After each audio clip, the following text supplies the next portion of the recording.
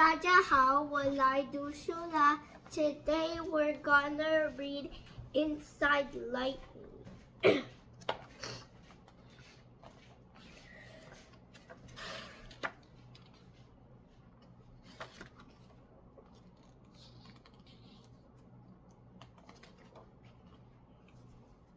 Fire from the sky, bright, beautiful, dramatic, dangerous.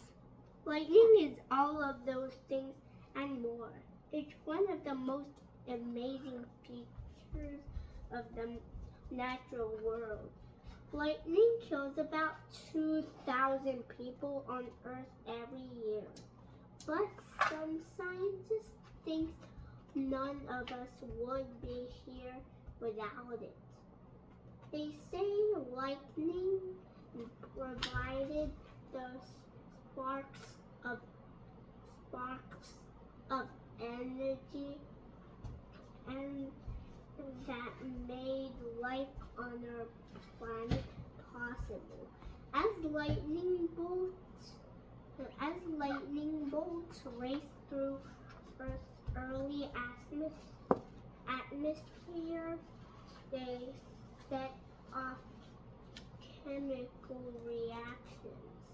Those reactions created materials that our planet's first creatures needed to survive.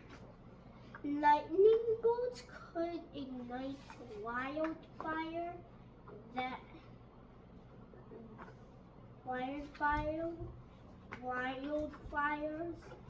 that devastate after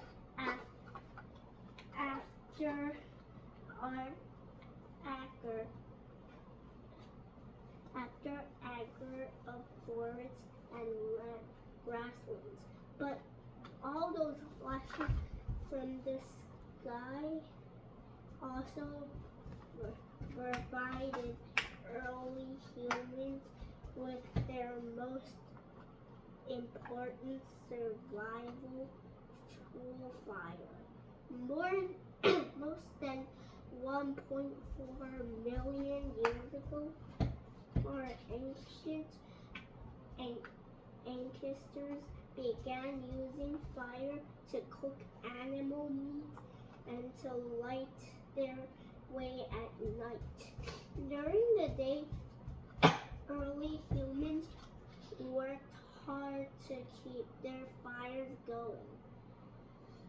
They never knew when or where lightning would strike, providing them a new source of flames. According to some scientists, people probably did not figure out how to make fire themselves until 9,000 years ago. Without lightning, our ancestors would have had a much tougher time surviving. And if the fiery bolts hadn't supported Earth's earliest creatures, we might not even exist. Lightning is much more than a dazzling display of flickering light. Turn the page to learn more about it. What is lightning? Ancient ideas about lightning. In most of the world's early civilizations, people told stories to explain earthquakes.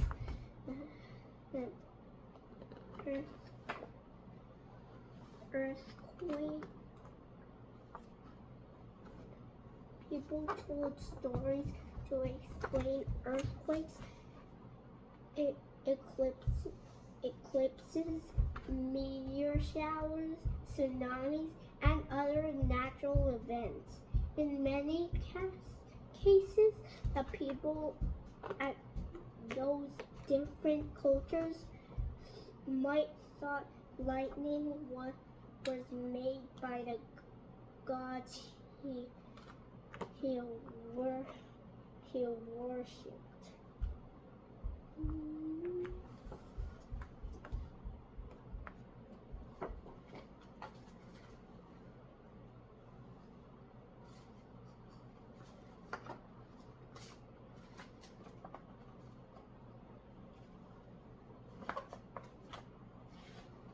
The key and the kite. By the 1740s, electricians have begun performing in colonial America. Benjamin Franklin once saw one of them and became fascinated by electricity. He wanted to try some of the tricks. In one experiment, Franklin made an electric spider by attaching 8 cotton threads to a piece of cord. When the spider was suspended from a silk thread, it mysteriously jumped back and forth between a charred Leyden jar and a wire. Next, Franklin asked a lady and a gentleman to stand on some wax. Like silk, wax wouldn't conduct electricity. When one person held up a Leyden jar and the other held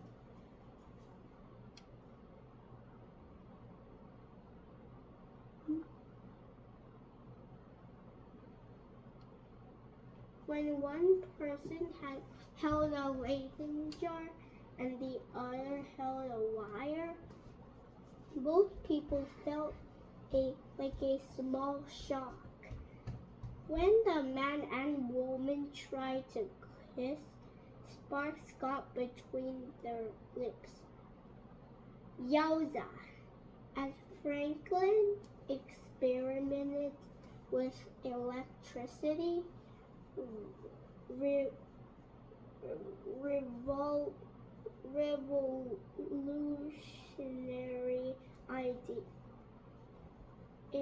revolutionary idea struck him.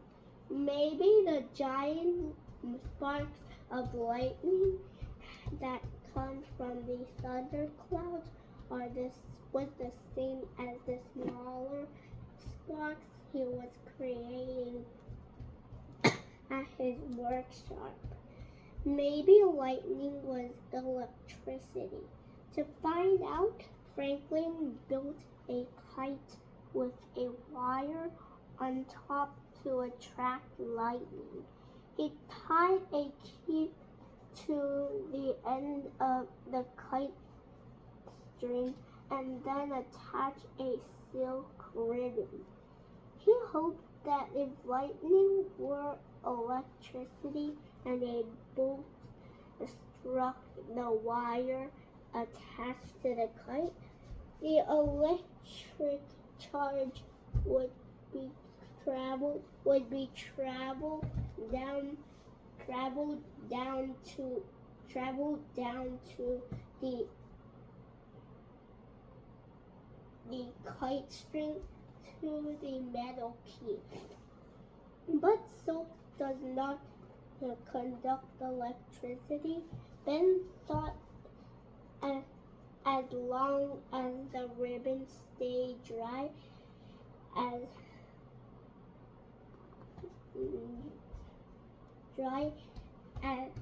he would be safe. As a thunderstorm raged in June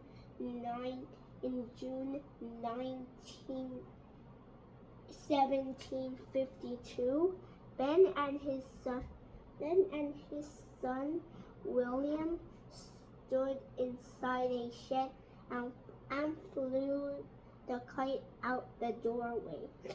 When a low cloud passed overhead, loose threads on the kite string popped, and straight up. When was the experiment working? To find out, Ben moved his hand toward the key. Zap! Out flew a bright spark. Ben had his proof. Lightning really was electricity. It was a giant electric spark.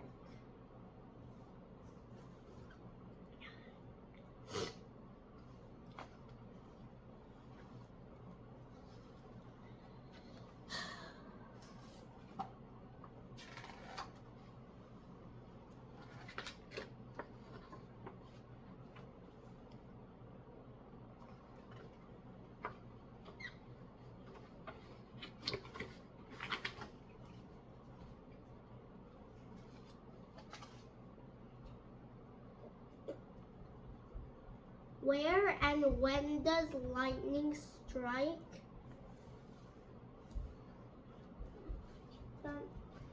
Thunderstorms and the lightning they produce could strike any place on Earth. In fact, lightning flashes somewhere around the world that's 6,000 times every minute. That adds up to more than 8 million strikes every day. Thunderstorms are the most common in places with warm, steamy weather.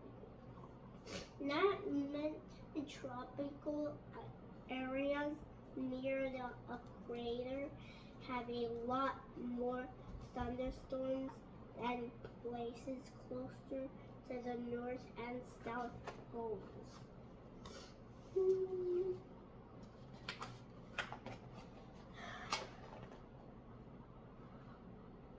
All charged up. Inside a thunderhead, water droplets budge and bump, crash and clump. They grow larger and larger, heavier and heavier until they plummet to the ground. The rain may begin as a gentle sprinkle, but soon it picks up speed. At about the same time, some of the water vapor inside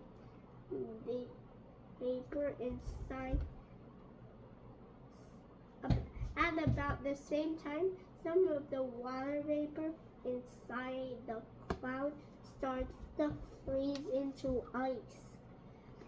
As ice and rain fall down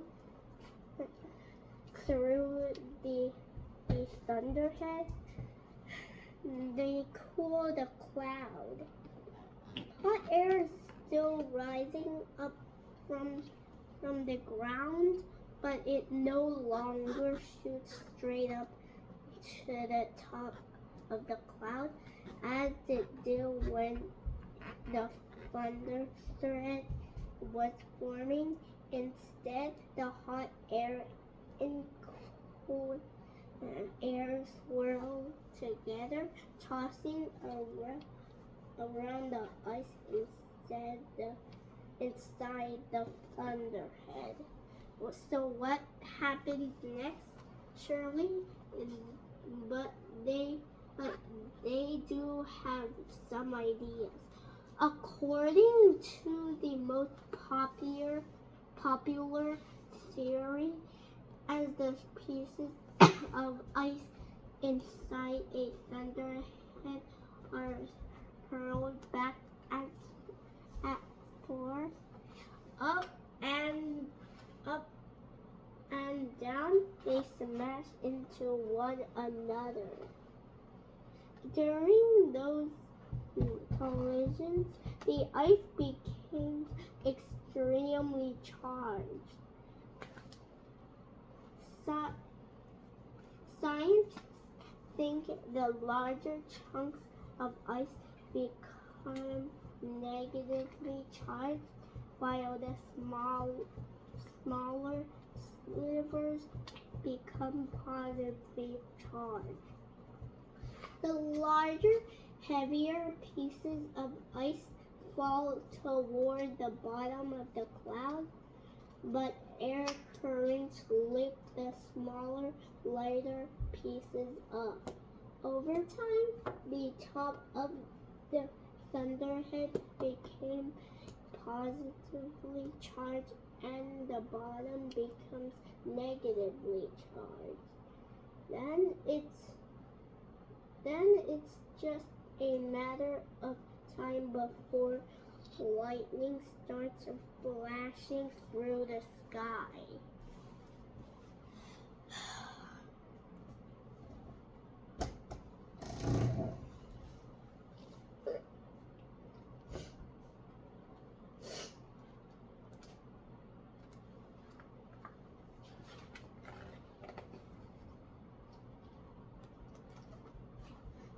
Crash, crackle, rumble, and roll. During a return stroke, the lightning channel blasts the air with 50,000 degrees Fahrenheit, 28,000 degrees Celsius of heat energy. That's 5 times hotter than the surface of the sun. As the air around the channel heats up, it expands rapidly, producing a violent shock wave that explodes outward in any direction. The shock wave creates a series of intense sound waves that we could hear as thunder. If the storm was close by, we hear a loud crackling boom.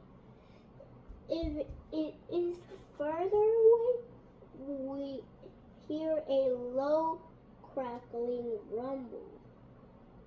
Even though lightning creates thunder, we usually do not see a flash of light and hear the thunderous crash at exactly the same moment.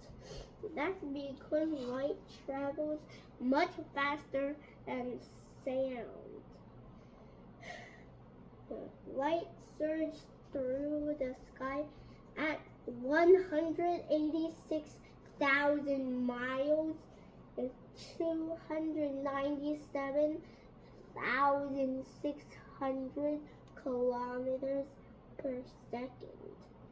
But sound travels just 1,000 feet and 305 meters per second.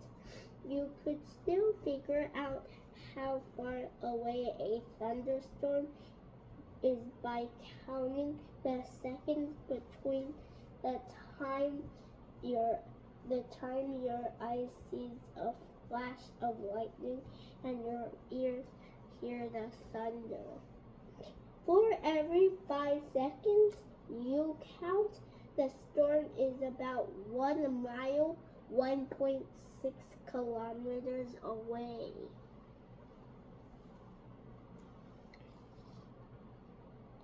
We were there. In 1972, lightning struck Bruce and in 1972, lightning struck Bruce and Dorothy.